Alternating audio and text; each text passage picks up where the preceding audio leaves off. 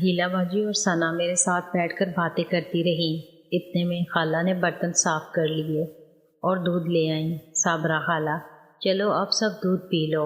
ثنا: ماں مجھے دودھ نہیں پینا۔ صابرہ خالہ: چپ چاپ دودھ پیو، باہر سے جو مرضی کھلا پلا دو، دودھ پینے میں پرابلم ہے اسے۔ ثنا: ماں میں بعد میں پی لوں گی نا۔ صابرہ خالہ: ابھی میرے سامنے دودھ کا گلاس ختم کرو، بعد میں تم نہیں پیو گی، میں جانتی ہوں۔ سہیلا باجی نے خالہ کو غصے میں دیکھ کر جلدی سے دودھ کا گلاس ختم کیا اور ثنا نے بھی منہ بناتے ہوئے پی لیا۔ میری تو روز کی عادت تھی، میں نے 1 منٹ میں خالی کر کے رکھ دیا۔ دودھ کے گلاس بھی خالہ سمیٹ کر کچن میں چلی گئی۔ 5 منٹ بعد ہی سہیلا باجی تو گڈ نائٹ کہہ کر اپنے کمرے میں چلی گئی۔ ثنا تو رات میں بہت کچھ کرنے کا سوچ کر بیٹھی تھی، مگر اس کی آنکھیں بھی بوجھل ہونے لگیں تو وہ مجھے بعد میں میرے کمرے میں آنے کا کہہ کر اپنے کمرے میں چلی گئی۔ میں اب اکیلا رہ گیا تھا تو میں نے بھی کمرے میں جانے کا سوچا۔ میں بھی اٹھا ہی تھا کہ خالہ آ گئی۔ صابرہ خالہ: کہاں جا رہے ہو؟ شیرو: کمرے میں جا رہا ہوں سونے کے لیے۔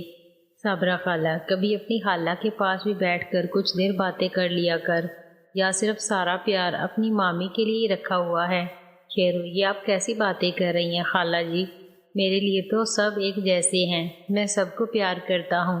صابرہ خالہ: پتہ ہے کتنا پیار کرتا ہے تو صرف اپنی مامی سے ہی پیار کرتا ہے، دیکھا ہے میں نے دیبا کو کیسے بدل دیا تو نے، پہلے کتنا اکھڑی اکھڑی رہتی تھی تم سے، اور اب دیکھو کتنا پیار کرتی ہے، اب تو ماں بھی بننے والی ہو گئی ہے، سب تیرا ہی جادو ہے۔ خالہ کی اس بات سے میں ہڑبڑا گیا۔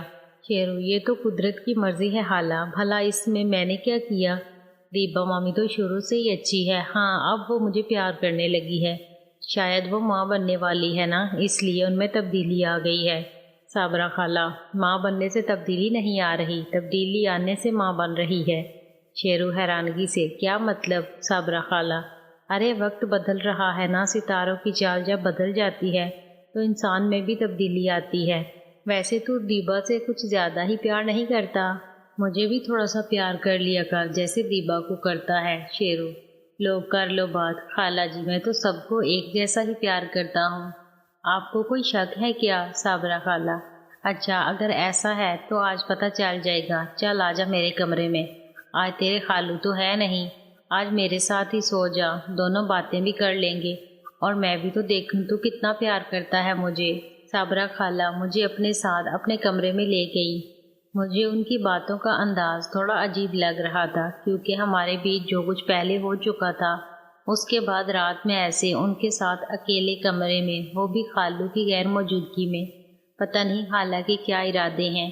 میں خالہ کے ساتھ کمرے میں آ گیا تو وہ اپنا دوپٹہ کھولنے لگی۔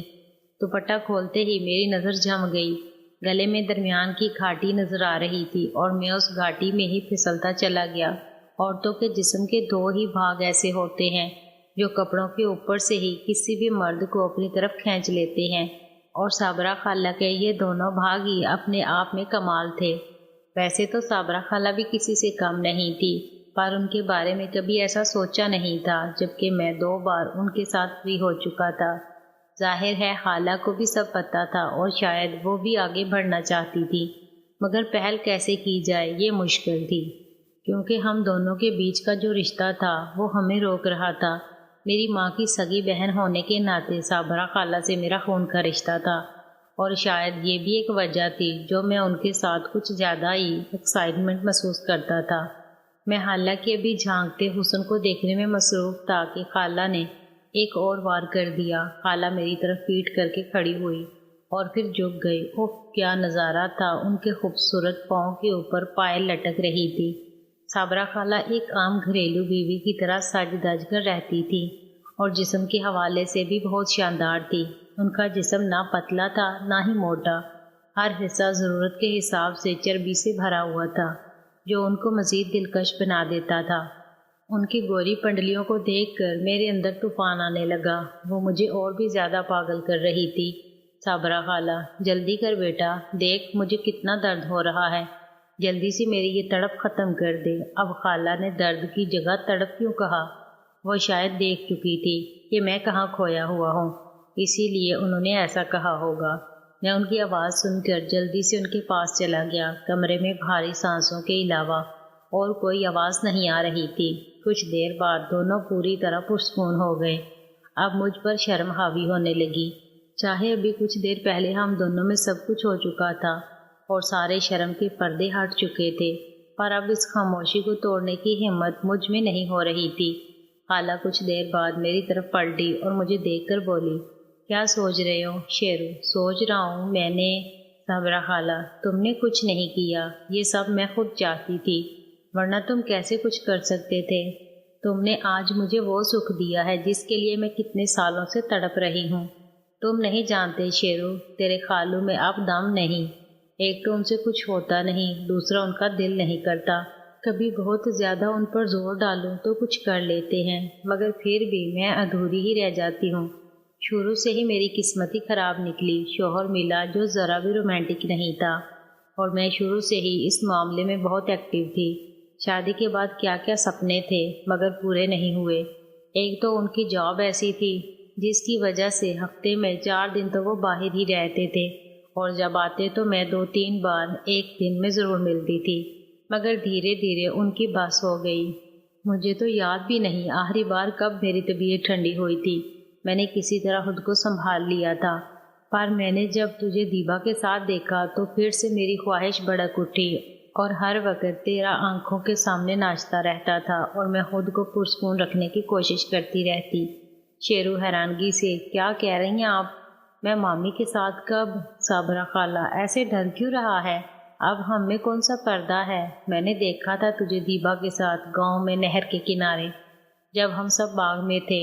بس اسی دن سے یہ مجھے راتوں کو سونے نہیں دے رہا تھا۔ دیبا کی ہی ہمت ہے، میری تو حالت پتلی کر دی اس نے۔ جو بھی ہے، کسی کی بھی تسلی کروانے کے لیے کافی ہے۔ لگتا ہے دیبا نے کافی کچھ سکھایا ہے تجھے۔ میں تو کب سے تجھے دیبا کا نام لے لے کر اشارے کر رہی تھی، مگر تو سمجھ ہی نہیں رہا تھا۔ 2 بار تو میرے ساتھ فری بھی ہو گیا تھا، پھر بھی اتنی دیر لگی تجھے سمجھنے میں کہ میں کیا چاہتی ہوں۔ شیرو، مجھے ڈر تھا کہ کہیں آپ برا نہ مان جائیں۔ صابرہ خالہ، برا منانا ہوتا تو تجھے پہلے ہی نہ روک دیتی، جب اس دن کچن میں تو میرے ساتھ بہانے سے مذاق کر رہا تھا۔ ویسے یہ سب تو نہیں کر رہا تھا، میں ہی تجھ سے کروا رہی تھی۔ شیرو حیرانگی سے، کیا مطلب؟ صابرہ خالہ، اس دن رات کو جب تو پچھلی بار یہاں رکا تھا تو نے دیکھا تھا نا مجھے اسی کمرے میں۔ مجھے تیرے آنے کا پتہ چل گیا تھا اور تجھے دکھانے کے لیے میں ایسا کر رہی Once a day that I would pray for you, I'd go and misbehave just so you'd notice too. Sneaking looks up and down from across the room. Damn, what a hell of a view. I feel good, you look great, I like you, I can't wait. A first time,